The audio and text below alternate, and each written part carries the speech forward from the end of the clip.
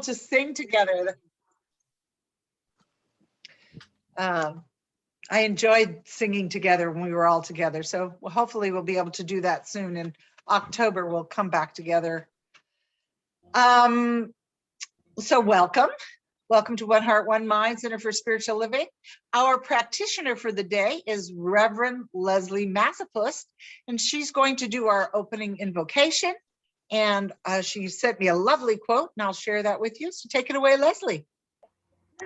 Please join me in consciousness as we are grateful for this opportunity to come together in this spiritual meeting. For we know it is the power of God that is present and centering this meeting. It is this power working through us that expresses our unlimited potential of what can be known, what can be learned, and what can be used right here and right now.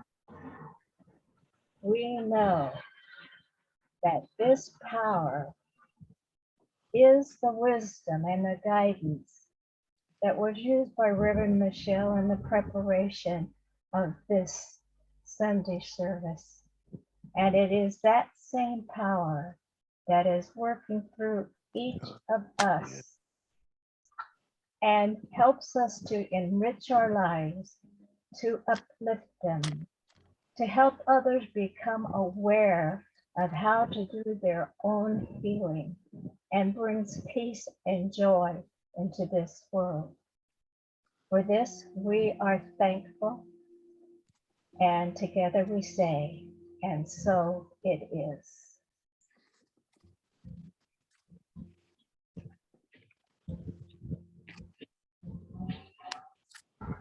Quote that I chose today is from Ernest Holmes. And he says, drop all negative thoughts from the mind. Do not dwell on adversity, but think plenty into everything, for there's power in the word. Meditate on the things you are doing as already done, complete, and perfect. And since the theme for the month is a pause for guidance, let's think about our own lives as we go into our silence and give some thought to those things that we doubt or don't think that are already done, perfect, and complete, knowing that it is a time for tune-up, and it is in this silence that that can be done.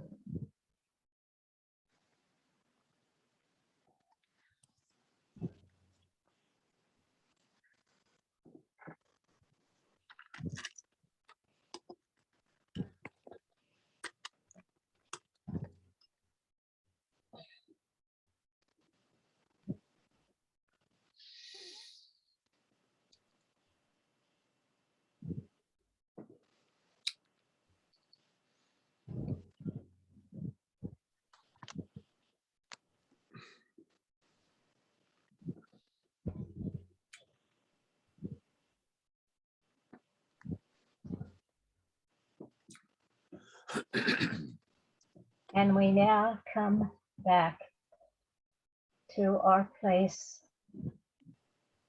where we are going to see our new August affirmation.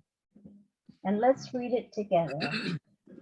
I am still and receptive to life. I let life flow through me into all that I do, say, and think. I let my life be what it is without worry or complaint.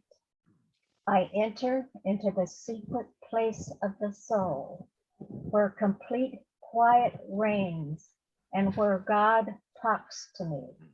And so it is. And now I know we have a great song from Richard. Thank you. Can you hear me? Starting with me.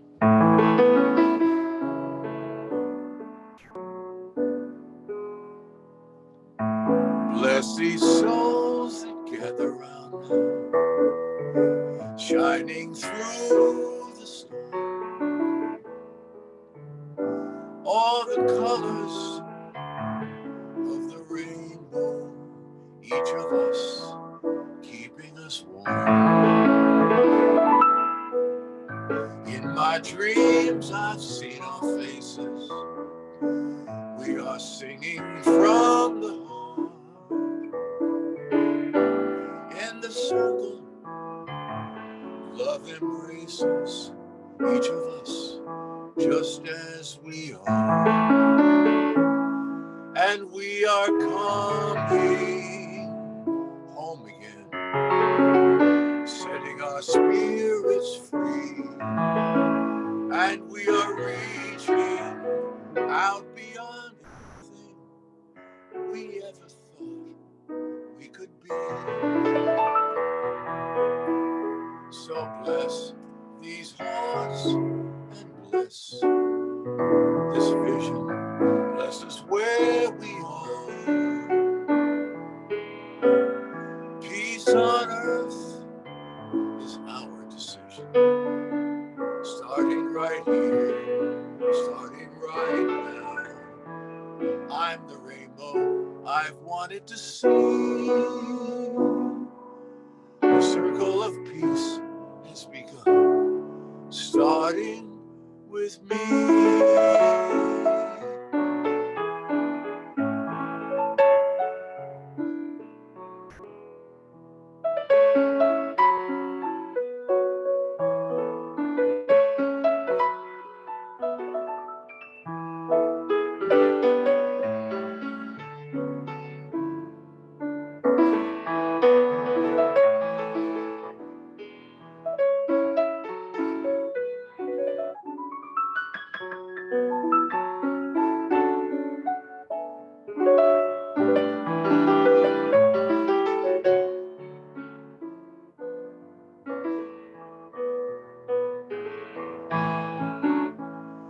And we are coming home again, setting our spirits free.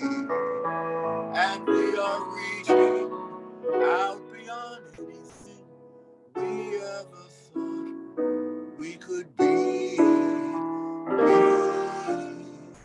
So bless our hearts and bless this vision. Bless us where we are. Peace on earth is our decision. Starting right here, beginning right now. We're the rainbow we've wanted to see. The circle of peace has begun, starting with me. The circle of peace has begun, starting with we.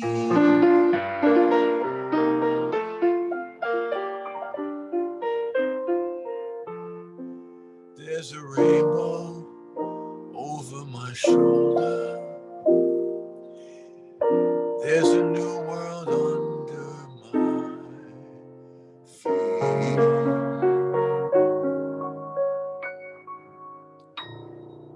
Starting with all of us. Thank you.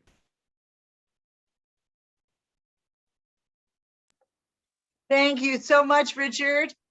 That's a song by J.D. Martin and Jan Garrett, who do some beautiful metaphysical and spiritual music. Thank you for doing that song. I love the idea of starting with me. I think that's perfect for what we're talking about today as well. So I was waiting for before I introduce her, say welcome again, I was waiting for the recording for Facebook to start streaming. So I'm talking so I can waste time. Thank you for your patience. Oh, I know. I wanted to say, Gisela, happy birthday. Did you have a nice birthday yesterday? Wonderful. So glad you came to join us today, and many happy returns. It's always lovely to see you join us. Well, I'm not sure what's happening with the Facebook streaming, but so I'm just going to move ahead and welcome you all. Welcome, good morning, and welcome to One Heart, One Mind Center for Spiritual Living's online Sunday service on this first day in August. I figured out this morning, this would have been my grandmother's 112th birthday had she lived. I think she lived to be 96, so she had a good long life, but thinking of her today.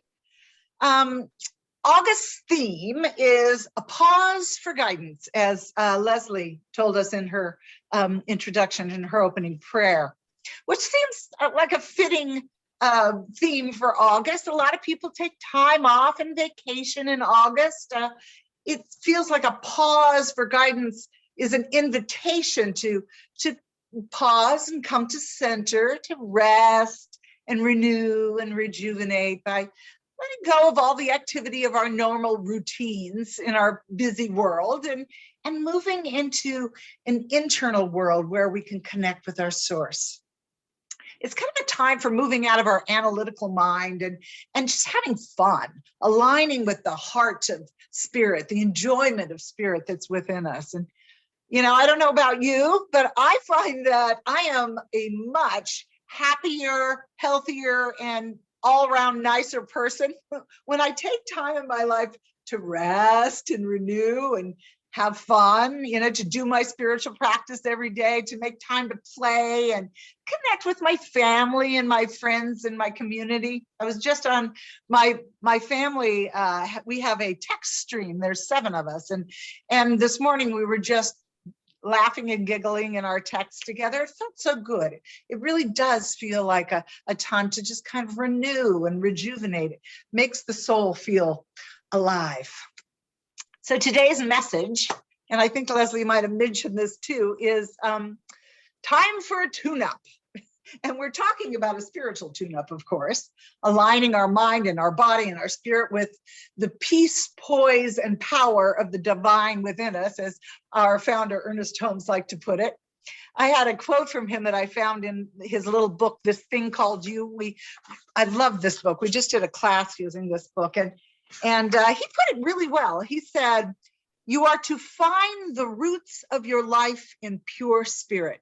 Find the roots of your life in pure spirit." Love that.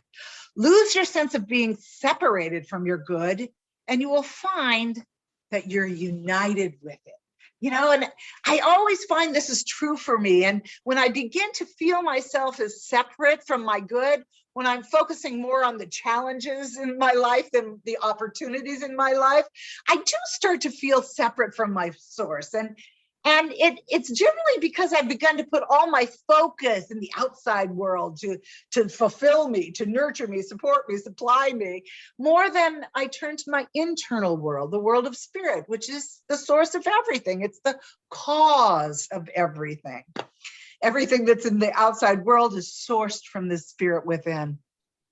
So I was thinking that there are several ways that we can have a spiritual tune-up of sorts.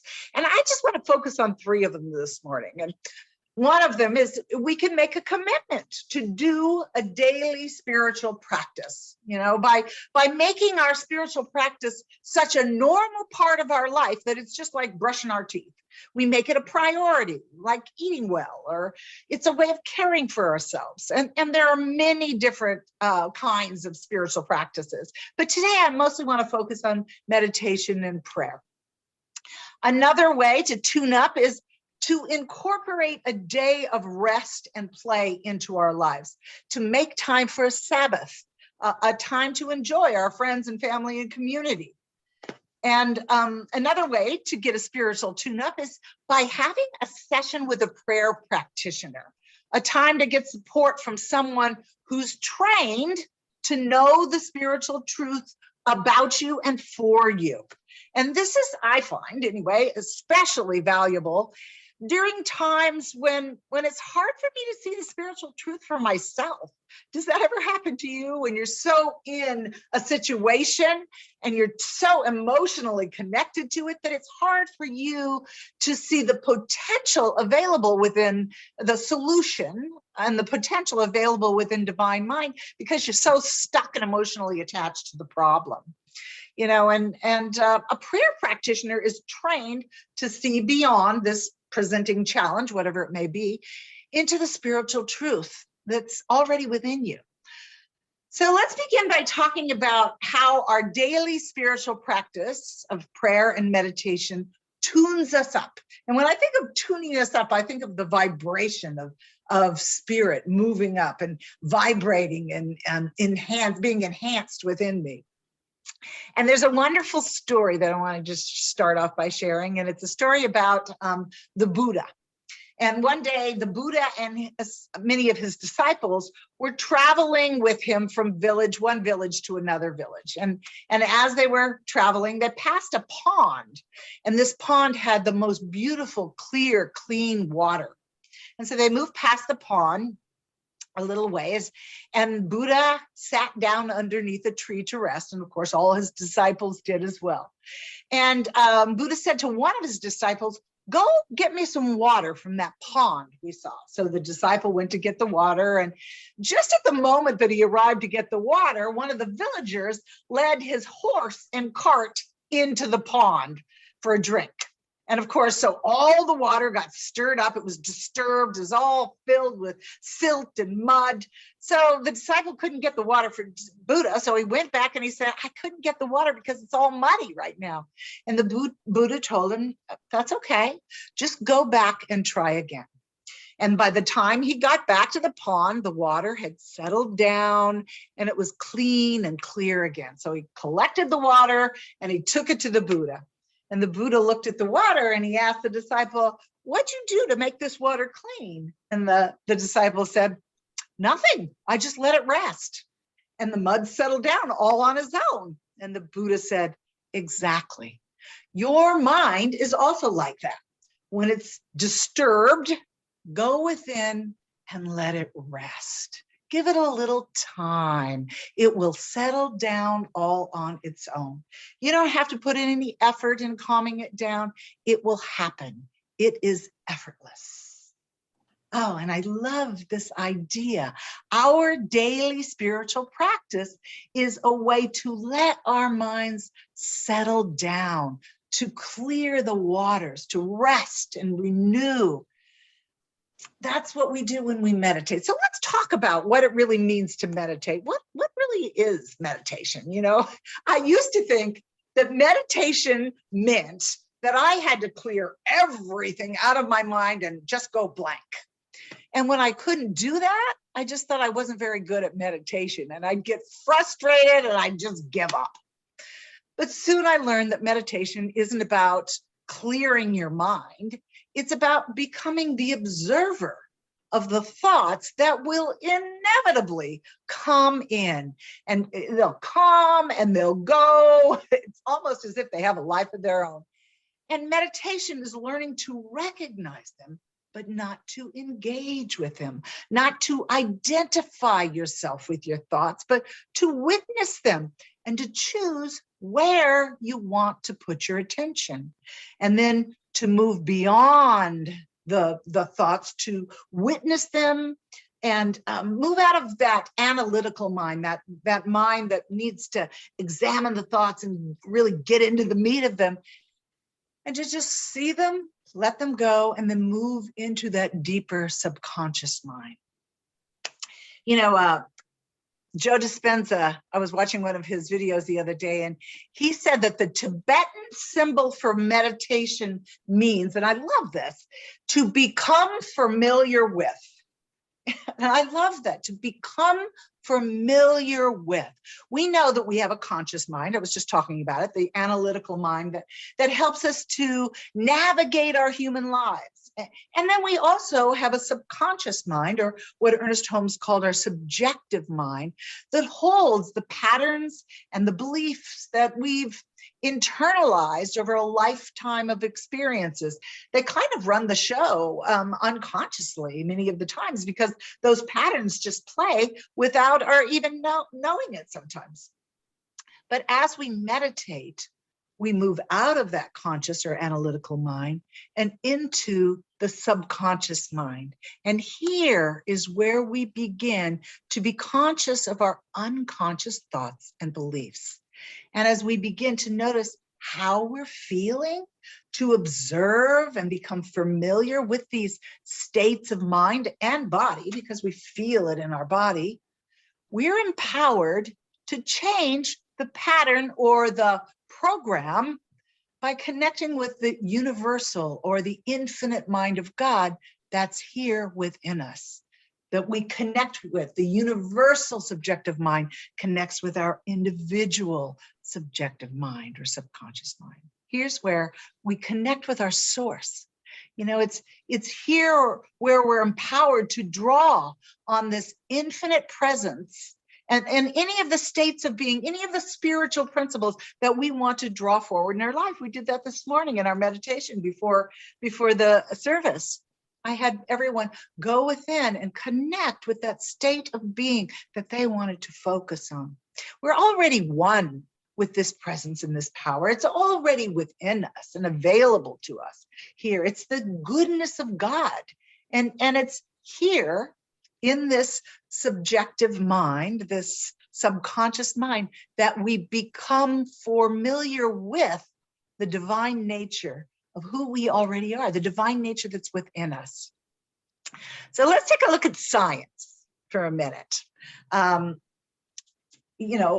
science of what's actually happening in our mind, in our brain, and in our spirit. I mean, after all, we are the science of mind. Actually, Ernest Holmes first called his teaching the science of mind and spirit, which seems much more complete to me. So when we begin to watch our breathing, when we go into meditation, we often call it centering. We watch our breathing and we notice our thoughts as they come and they go. And we begin to take our focus off the external world and make the internal world more real than the external world. And when we do that, what happens in our brains is our brain waves begin to slow. They begin to change. You know, generally, like right now, you're probably in low beta. So beta is where we function in our daily life. And there's a high, medium, and low beta wave. And then when we're as we slow our breath and we begin to meditate, we move into alpha brain waves. And here's where we start to slide into that place of the subconscious, of the subjective mind. And then as we go even deeper, we get into theta. And if we keep going, we get into delta. And generally, we associate delta with a deep sleep. So when we meditate, we're probably not in delta. And then if we go even further, we get into gamma, which is being completely aware and conscious of our unconscious self. So we're aware and awake within that subjective mind, within that unconscious mind. It's kind of cool. But generally, when we're meditating, we're in alpha or maybe theta. But when we move down into those lower brainwaves, oh yeah, and I wanted to mention that Eastern traditions call gamma brainwaves the doorway. I'm sorry, I got that wrong. They call compassion the doorway to those gamma brainwaves, because gamma brainwaves radiate across our brain on both hemispheres of our brain, and compassion radiates through us. So I love that idea that compassion is the doorway or the gateway to the gamma brainwaves, which is even further. So, the point of all of this is that, like water settling itself down in the muddy pond, we don't have to effort to change our brain waves. As soon as we go within and begin to make that internal environment more focused and more real than the external environment, we begin to settle down. Actually, I was listening to Joe Dispenza again, and he tells a story about a group of scientists who, from Princeton University, who back in the 60s and the 70s were doing a lot of research with biofeedback. And they spent a lot of time trying to consciously change their brainwaves. And they did it over and over again. They just couldn't seem to change their brainwave patterns no matter what they did. They did things like they chanted and they did positive affirmations. They prayed, they burned incense, and they relaxed their bodies. They tried everything they could think of, and they just couldn't do it. And then finally, one researcher got so fed up and so tired that he finally just said, I give up. And at the moment he surrendered and gave up, he watched on his biofeedback machine, he watched his brainwave patterns drop from beta into the alpha brainwave state.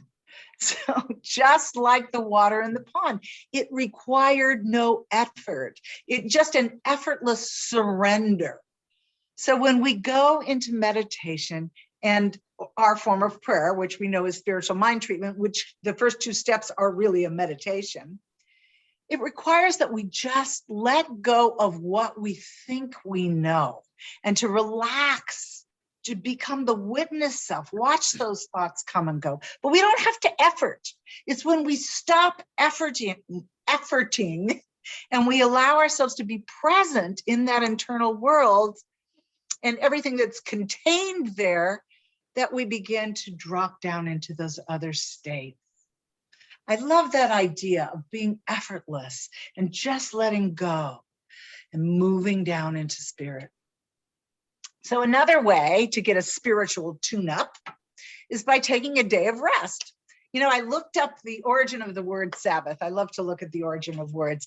And the word itself has roots in many different languages, in Latin, in Greek, in Hebrew, and Old English. And all the root words mean the same thing, mean a day of rest. So to me, it's pretty clear that the idea of a day of rest has long been an accepted cultural norm for cultures around the globe. And of course, as we know, God rested on the seventh day after he finished creating the entire universe. In the book of Genesis, it tells us that when heaven and earth were finished, right down to the last detail, God rested from his work. He blessed the seventh day and made it holy. And when we make time to pull away from the busyness of our world and to center in our source, we do create a sacred time, a sacred space, a holy day, if you will. When we pull back from the world of form, you know, we naturally kind of move into the realm of possibility and creation that's already within us. And of course, it doesn't really matter what day of the week we rest. Some traditions say it's Saturday. And some, I know when I was a young girl growing up, it was always Sunday. You know, we always took time out on Sunday to relax and have fun and do our thing. I personally make Thursday my Sabbath, my day of rest. And the thing that really matters is that we make time to pull away from all of the obligations and the work and the busyness of our outside world, and we just relax. You know, we play, we laugh, we sing, we come together with our friends and our family and our community. Oh, and just talking about it makes me feel kind of good and relaxed. When we take the time to rest and renew, then the spirit wants to come out and play. It's inspiring.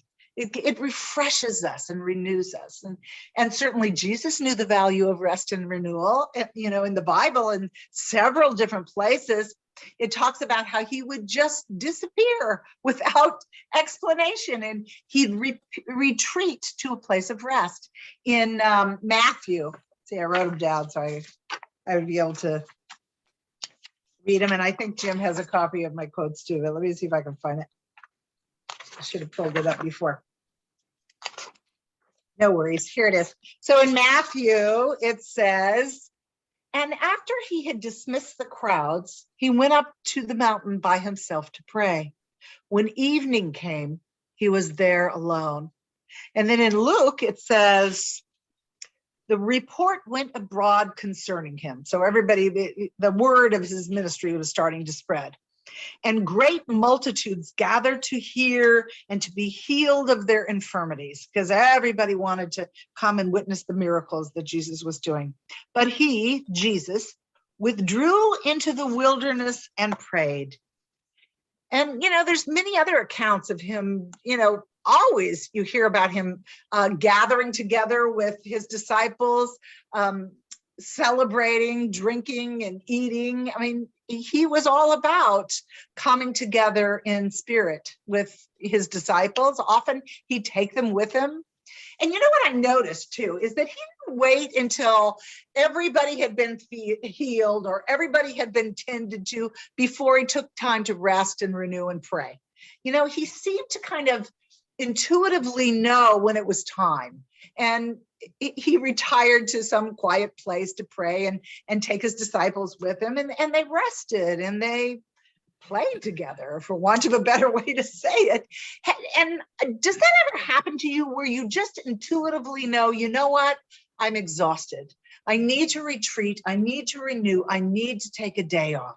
And sometimes, and this is probably the one thing that I've found the most challenging about taking a Sabbath, Thursday, I always try not to do anything else, but then it's so difficult because there's so much that I have to do. I always think of a million things that I have to do before I can rest and renew. And I'm never going to get them all done. And it's important that I take the time to rest and relax and rejuvenate. And when I find that I make myself do that, everything that I do from there on out is enriched. When it becomes my priority to center in spirit before I go out and do my work in the world or anything that I think I'm obligated to do, then life flows and it unfolds more easily. And I can see synchronicities and blessings that I might never imagine were possible. They find their way, they come out. So I ran across this funny post on Facebook, and I thought it was a great modern day example of what happens when we disconnect from the outside world, so that we can connect with the spirit that's within it, our inner world. Oh, I'll show you. I have a little meme. I'm going to pull it up here. Let me find it. Here it is. And I've seen this a couple of ways. I've seen this. Have you tried turning it off and on again? I also saw one that said, have you tried turning the United States off and on again? I thought that was pretty funny. But I love this. It seems to me that if I have a device, any of my devices, maybe my computer or my phone or my iPad or whatever it is, when it's not working right, the first thing I do is I turn it off and then turn it back on again. I reboot it, as they say. So I looked up what actually happens when we reboot a device, and I apologize here. I am not a computer genius, so forgive me if I get anything wrong. But my understanding of it is that when we reboot, all of the programs that are running on our device close down. Everything shuts down, and the operating system reloads. So we could say that when we turn off our lives, when we turn our lives off and on, that we effectively turn off the activities, the programs that we're running in our life, the patterns of thinking and feeling and doing that we're running and we might not even be conscious of. And then we reload the operating system. And our operating system is our connection to God, to spirit, to life. And that's at the center of our being. So effectively, when we unplug and go within, we reconnect with that operating system that is the constant, changeless source that's always within us. And it's from here that we can run new programs. We can create new patterns of thinking and feeling and doing, ones that are aligned with the divine nature that's already within us, that are already present within us. The value of going in when we meditate and when we pray, and the value of taking time out to just relax allows us to run new programs, to create new neural pathways and new feelings and new thinking, feeling, being loops that are aligned with the good that's already within us. I love that idea. So we can always close down and reboot if we're having a bad day. Actually, I was thinking about it. I know Abraham Hicks, Abraham channeled by Esther Hicks, it's an entity that channels through her, always talks about, if things are not going well, if you've got this momentum of things that are not running well, to just take a nap. So in essence, she's telling us to reboot. And finally, the last way that I want to talk about for our spiritual tune-up is to make an appointment with a prayer practitioner. We have a lot of wonderful, trained and ready to serve prayer practitioners in our spiritual community.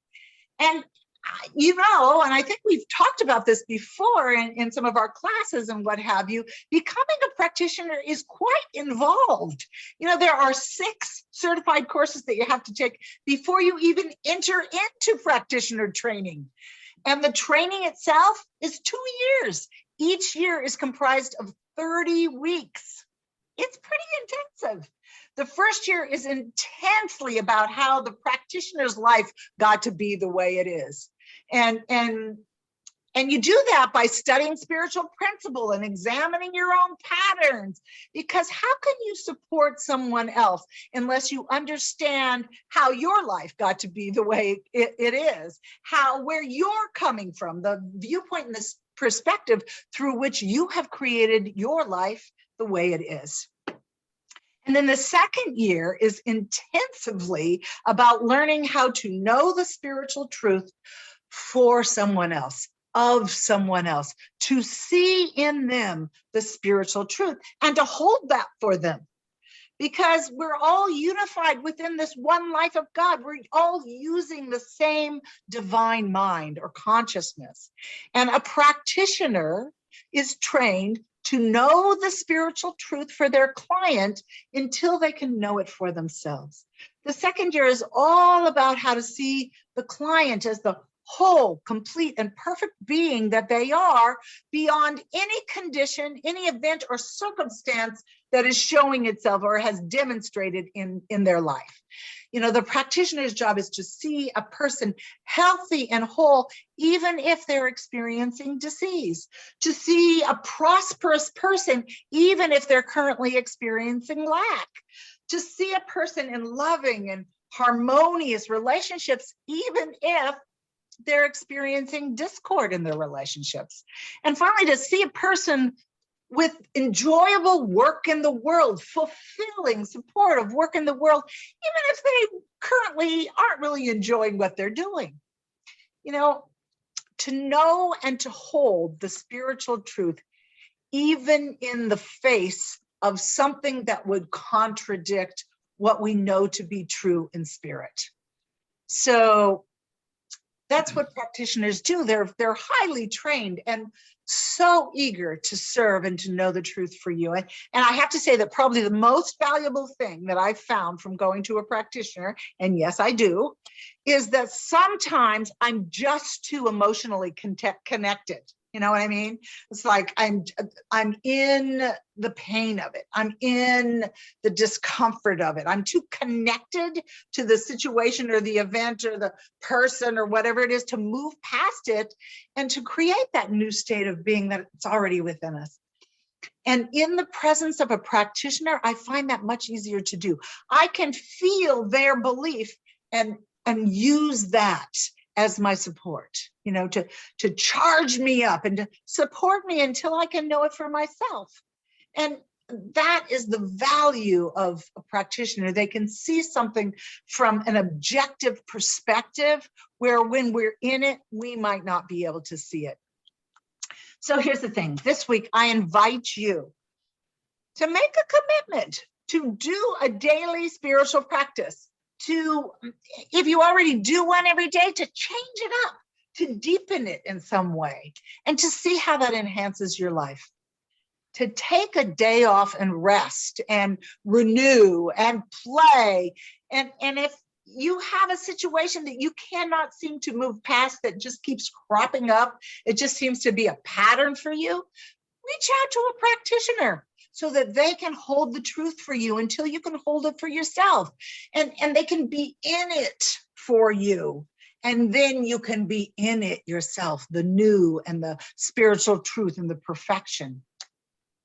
You know, and if you can't do all these things, then just pick one and do it like your life depends on it. Just pick one and see how your life opens up for you. And honestly, I'm excited to hear your results. So next week after the service, we'll talk about how that all worked out for you. So right now, I'd just like to take a moment to go into spiritual mind treatment, affirmative prayer. This is our form of prayer. And you'll notice that the first two steps, maybe you can hear it, are the meditative place where we come together and we recognize that we are one with this divine spirit. So taking a nice deep centering breath. I know that all there is God, life, the all that is, which is everywhere present and in and through all things. It is beauty, it is light, it is compassion and friendship and generosity. It is prosperity oozing from the abundant nature of universal whole. It is health and vitality and wholeness. It is laughter and love and singing and just being present. And it is us. It is right where we are. All of these qualities of the divine, all of these activities of the divine are currently within us as we sit right where we are. It can be no other way, for there is only one life. So I speak my word for and about each and every person that is present on this Zoom call and in this meeting today, and each and every person who is not. Every divine being that lives on the face of Mother Earth, any being that is flying in her air or swimming in her waters or walking on her surface, I speak my word for and about these beings, for the mother herself, that there is a shift in consciousness and aliveness that surrenders to the all that is. We just open and resonate with the divine wholeness that is who we are. And it emanates and moves through every area of our life. Every area, our health, our well-being, our prosperity, our work in the world, our relationships. It is delighted to show and express love in and through us and all life. Thank you, God. And so we move into that state of gratitude, into that, oh, thank you, which is the ultimate state of receivership. It is a creative entity and power in and of itself. We open broadly to the good that is available. We give, we receive, we return the favor for Spirit's generosity. Oh, so I just relax in this, knowing all is well. All is well. I have done my work. I have moved into the creative power of law, spoken my word, and law says yes. And now we simply let God do God's work. We relax and we signify our agreement by saying together, and so it is. Amen. Blessed be.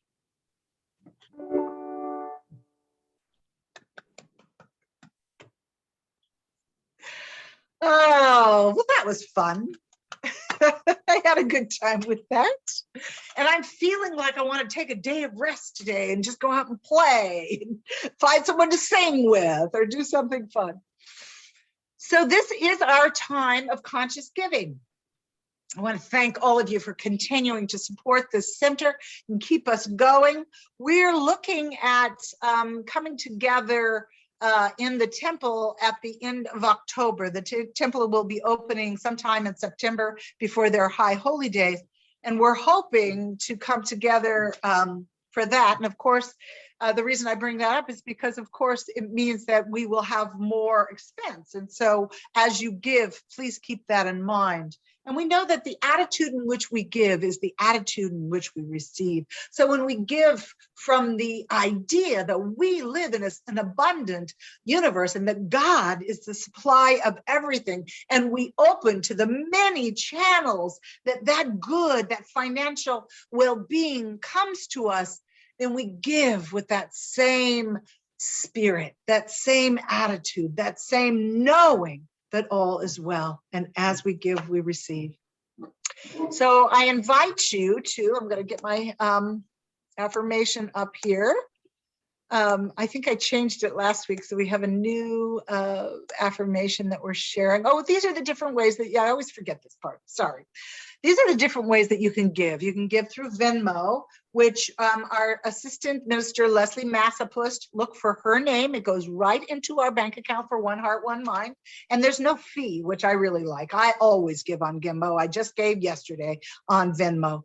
Or you can give on Tithely, which is there. They do take out a fee, a percentage, and it depends on how much you donate, the fee they take out.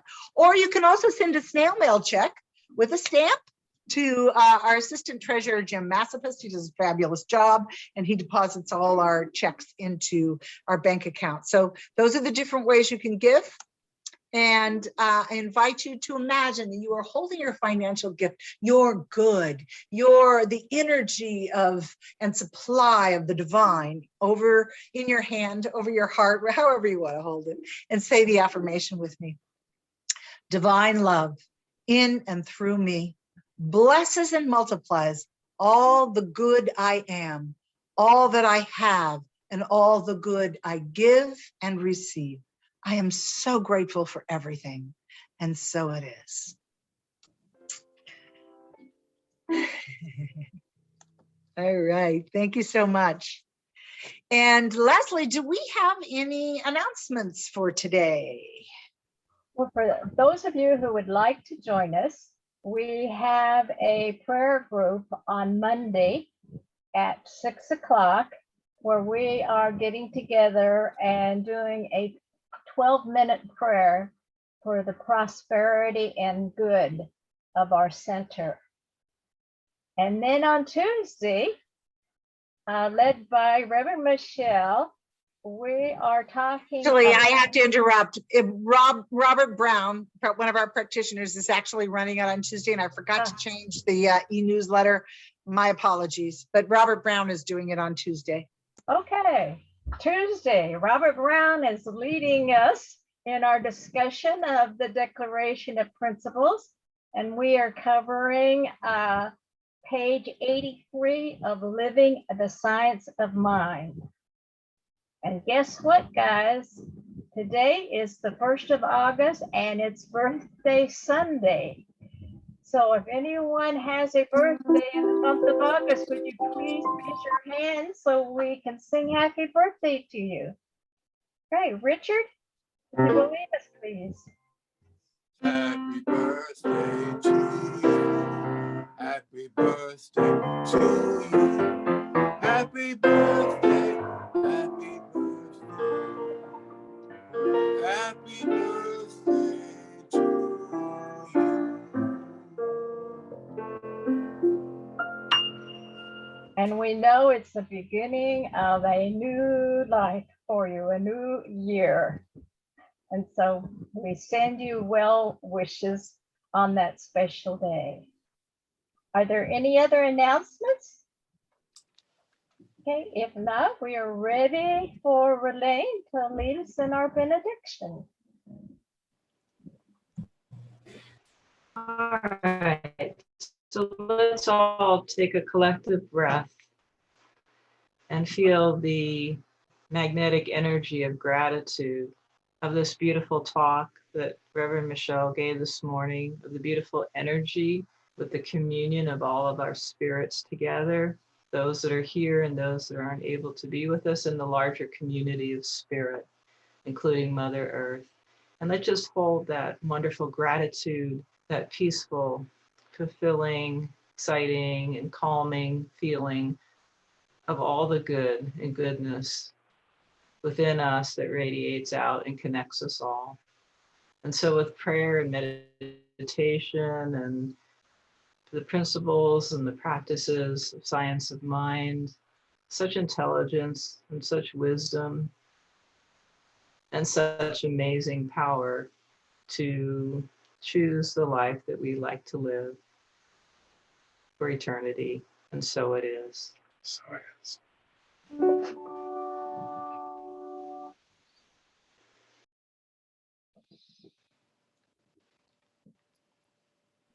Thank you, Relaine.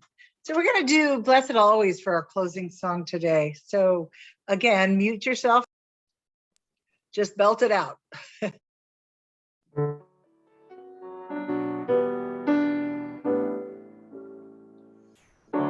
Blessed always, for the arms of God surround us. Let our joy be so triumphant that we rest in God and say Amen. One more time. Blessed always, for the arms of God surround us. Let our joy be so triumphant that we rest in God and say Amen.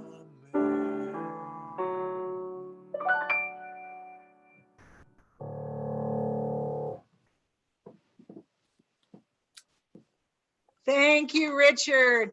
I did want to mention that if you would continue to know that Sharon Mendenhall's back is completely healed, she would appreciate that.